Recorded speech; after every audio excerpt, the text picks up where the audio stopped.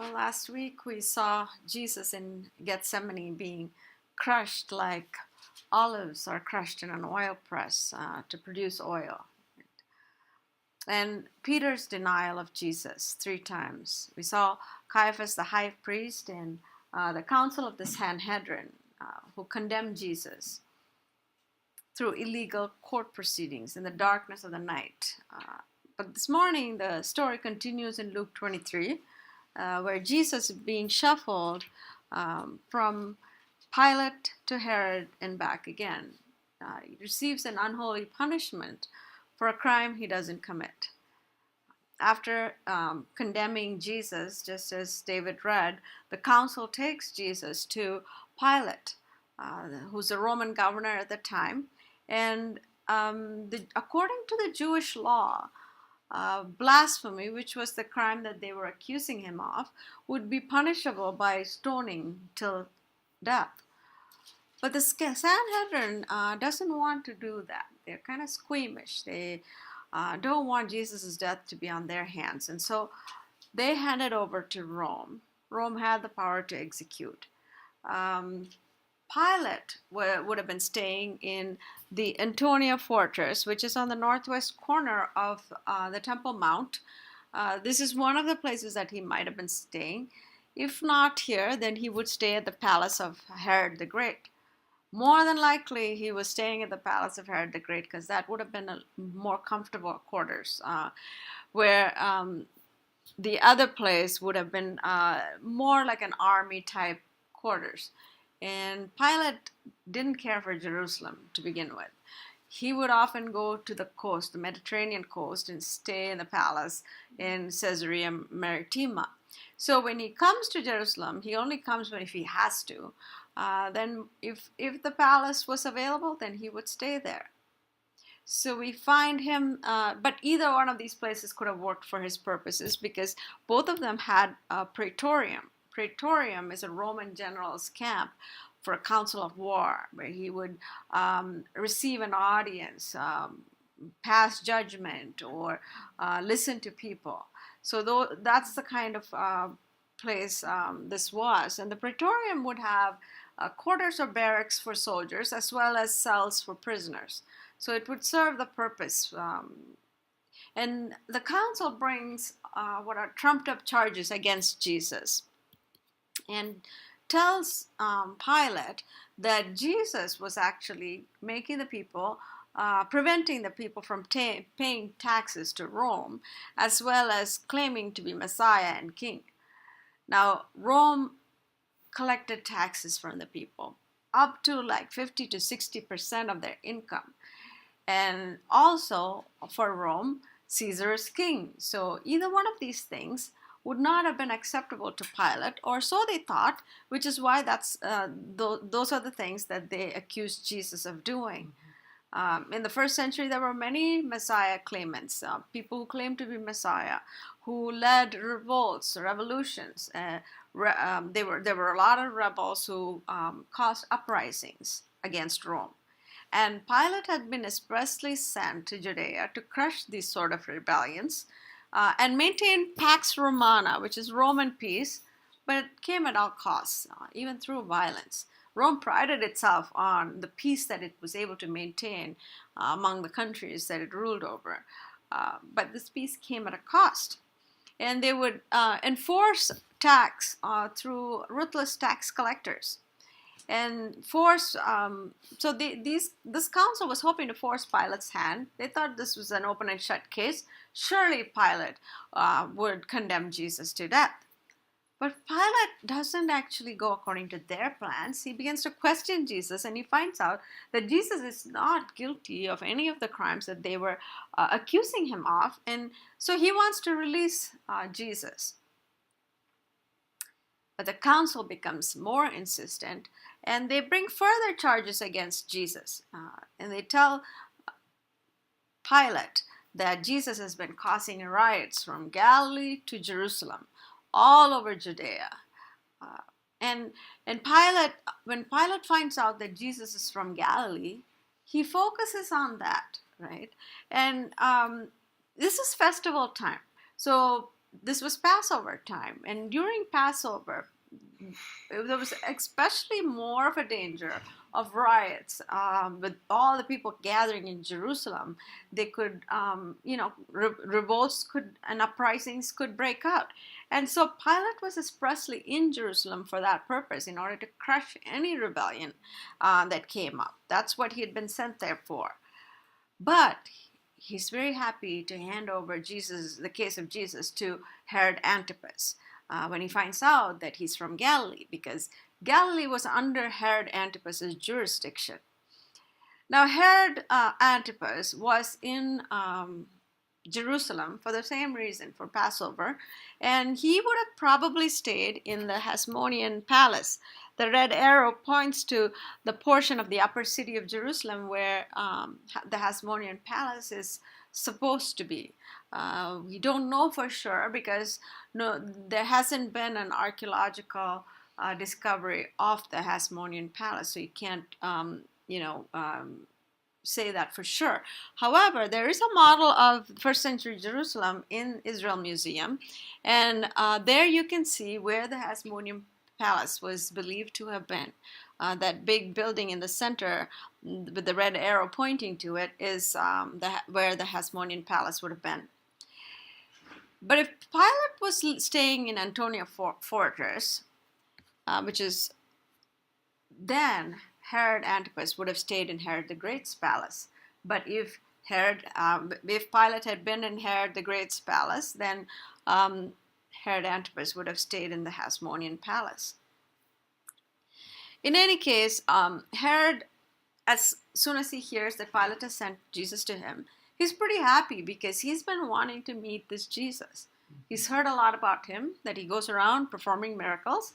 And so what Herod thinks in his mind is, let this magic man from Galilee come and put on a show for us. I want to see what he can do. But Jesus doesn't cooperate. He is silent, doesn't do any miracles, doesn't do anything, doesn't answer their questions. And you can imagine the level of frustration rising up with Herod, right? So he gets a little irritated, he and his soldiers, and finally they begin to mock Jesus. And they put this royal robe on him and say, oh, you're saying that you are the king of the Jews? Let's put a royal robe on you. Sure. And they send him back to Pilate. But this is not a coincidence. Isaiah prophesied about this in Isaiah 53, 7 through 8. It says, he was oppressed and treated harshly, yet he never said a word. He was led like a lamb to the slaughter, and as a sheep is silent before the shearers, he did not open his mouth. Unjustly condemned, he was led away. No one cared that he died without descendants, that his life was cut short in midstream. But he was struck down for the rebellion of my people. So long ago, Isaiah had prophesied about this, and Jesus was silent before all his accusers. Now, Herod and Pilate had been at each other's throats. They were not friends. They butted heads. But they finally bond over Jesus. So friendly. Oh, you can have him. No, you can have him, right? He's being passed back and forth. Kind of a strange relationship that these two had. But Pilate finally summons the religious leadership and all the people in order to announce his ruling. And he tells them, look, both Herod and I have examined this guy, and we don't find anything guilty about him. He's innocent of all the crimes he's been accused of. And the death penalty is uncalled for. So let me give him a flogging and release him. Right? But that's not what they want. Now, a regular flogging would be about 39 to 40 strokes. Right? It wasn't a big deal. A lot of people who did something wrong would receive these 40 strikes, and they would be let go. They would have been released.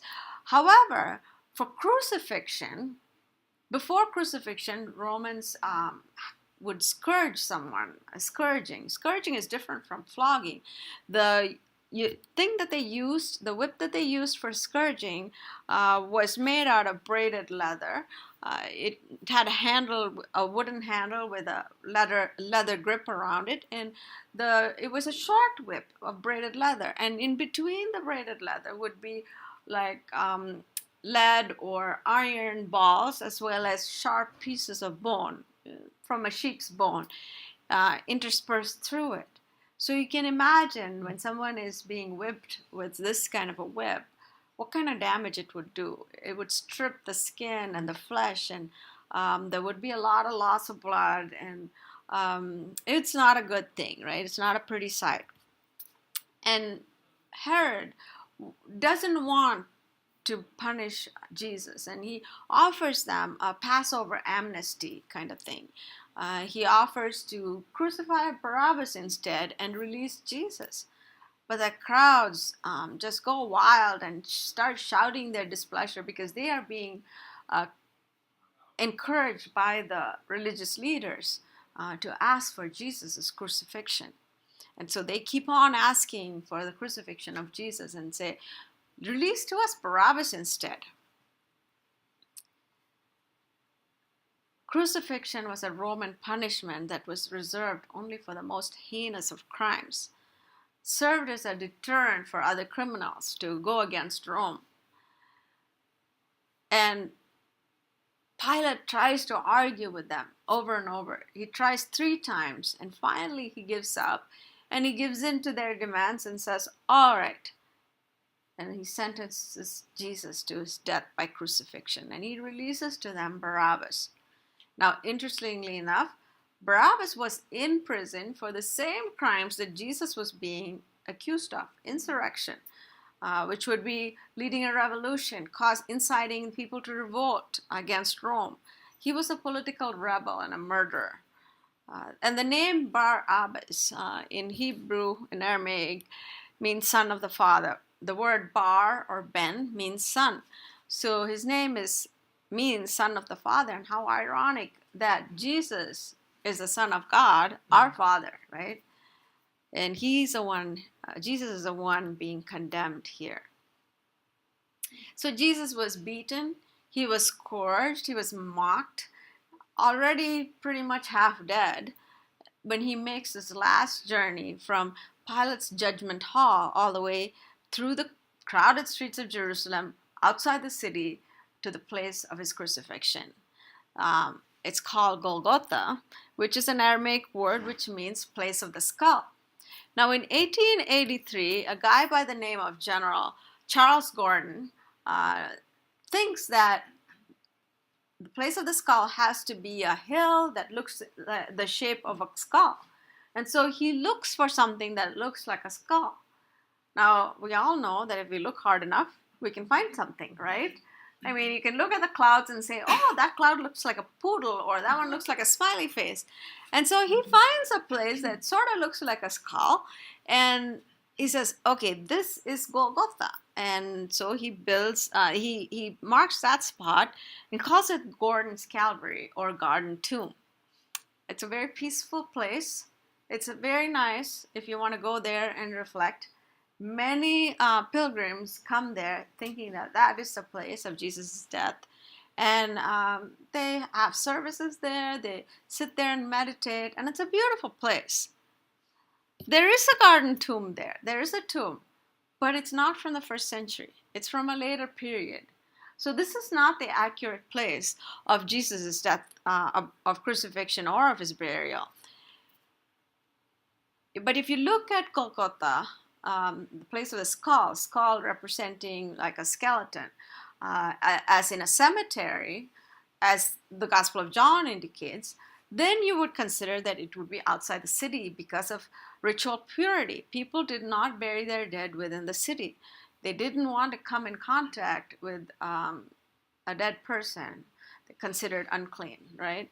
So they would bury outside the city. Soon after someone dies, immediately they would take them out to the city and bury them. And so Jesus makes his way through Jerusalem in what was called the Via Dolorosa, or a way of grief or sorrow. He was referred to as a man of sorrows. But Via Dolorosa is not the name of a street, although in Jerusalem there is a street marked Via Dolorosa, along which pilgrims walk. They perform the Stations of the Cross, especially Catholics, and there are 14 Stations of the Cross along this street, and they believe that that's the path that Jesus took on his way to the cross, and there are five of them are within the church. And as you can see here, there's a lot of, it's probably Easter time when many people gather to make this walk, take the Via Dolorosa, and they take it very seriously. But more than likely, the crucifixion took place on or very close to the ground that was occupied by the Church of the Holy Sepulchre. That is a historically accurate place. And it now occupies a place inside the city of Jerusalem, but in the first century, it would have been outside the city walls of Jerusalem. And there is evidence of first century tombs within that church. In fact, one of those tombs is actually believed to have been the place of Jesus' burial. And this church is inside the bustling city center, and there would be a gate to gain access to the execution site. Now, initially, Jesus carried the cross beam, or in Latin, patibulum, on his shoulders. But it was very heavy, and Jesus had already lost a lot of blood. He was exhausted, and he couldn't carry it on his shoulders. He collapses under the weight. Soldiers realized that there's no way Jesus is going to be able to carry that cross himself. So they commandeer a guy who was just coming in for the celebration of Passover, a guy by the name of Simon from Cyrene. Cyrene is in North Africa. So there's this African man carrying Jesus's cross, a Middle Eastern Jesus's cross. I mean, it's completely different from the pictures that we have in our minds, right? To the location where the Church of the Holy Sepulchre now stands, place of Jesus' crucifixion. And there he's crucified with two thieves, one on either side of him. He's nailed to the cross. The nail would have looked something like this, an iron nail, molded by hand. They did not have the sophisticated tools that we would have had. And often you see Jesus with nail marks in the middle of his palm and his feet. Again, that's not the accurate version of a Roman crucifixion. It would have been below his ankle bones and below his wrist bones, because that if you put a nail through your hand, the weight of the body is going to rip through that easily.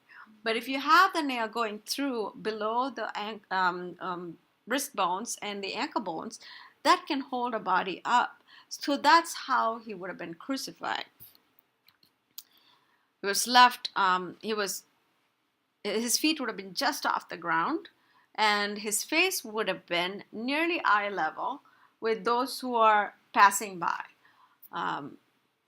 We think of Jesus being crucified as up on that hill far away with that huge cross, and we all looking up at the cross, right? But that's not what it would have been in the first century. The Romans wanted everyone to be able to see what would happen to them if they crossed Rome.